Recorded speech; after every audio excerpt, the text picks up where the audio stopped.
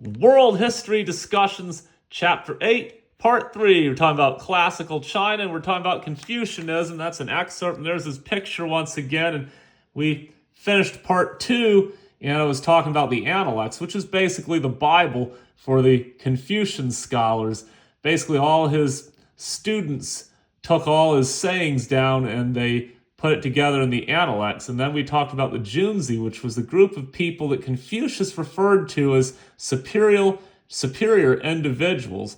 At the core of Confucian studies, though, is the poetry and history of the Zhou dynasty. Remember that these Zhou works had not been destroyed yet, because this is 500s, 400s BCE, and it's not till 221 BCE that the Qin dynasty comes to power and destroys much of the poetry and philosophy of the Zhou dynasty. Zhou literature was the intellectual core of Chinese education, but education was only part of Confucian preparation for holding public office.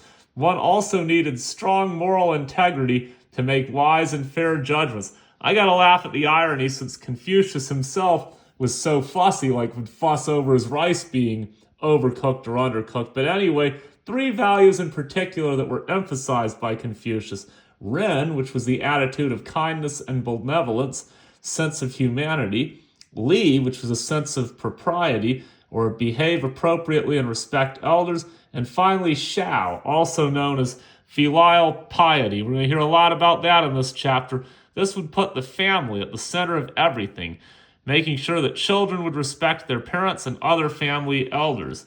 Confucius believed individuals with these traits would lead others by example and create the Junzi, aka superior people, that could bring order and stability back to China, which you remember is in the middle of the warring states and all the chaos at this time. Anyway, we had this excerpt from the Analects of Confucius, and I'll pretty much just summarize this and say if people are governed by laws, they fear punishment, but they have no shame. However, they're led by virtue, then people will have a sense of shame and become good. It's interesting because I had a friend in China who was kind of full of bull named Bob. He lived in Dali and he loved China, but he was also an atheist, and he'd say, well, the Chinese have no sense of sin, but because they're not Christian or whatnot, but they have a sense of shame. So the shame comes from their Confucian values. That was pretty cool that he said that. It made me think of him when I read about that. Then when asked about food, military equipment, or faith in leaders, Confucius said, drop the military equipment first and the food second, but make sure people have faith in their leaders. When a prince's conduct is correct, his government is effective without issuing orders. So that was basically what Confucian thought. Then you had later Confucian thinkers such as Mencius, who lived from 390 to 289 BCE and traveled all over China in the Warring States period, offering advice on political issues. He believed human nature was good and we should have light taxes, avoid wars, support education, and encourage cooperation.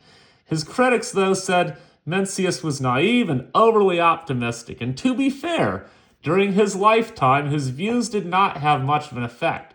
But over 1,000 years later, after 900 CE, Chinese scholars began to see Mencius as one of their most authoritative Confucian scholars.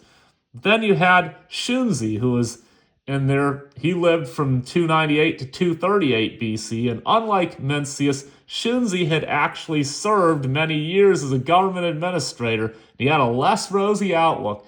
He said humans tend to be selfish, and they push for their own interests even if it's to the detriment of greater society. Humans are changeable, but it takes strong social discipline, like refining warped lumber. It's doable, but it's a tough process. Still, the fact that Shunzi also thought it was possible to improve human beings and restore order to society shares that the Confucianists were relatively optimistic. However, Confucianism wasn't the only philosophy founded during the Warring States period. One that somewhat counteracted it because it was less social and less political and more individualistic was that of Taoism. And there's Laozi, the possible mythical founder of Taoism, on an ox, and we're going to talk about that in the next discussion.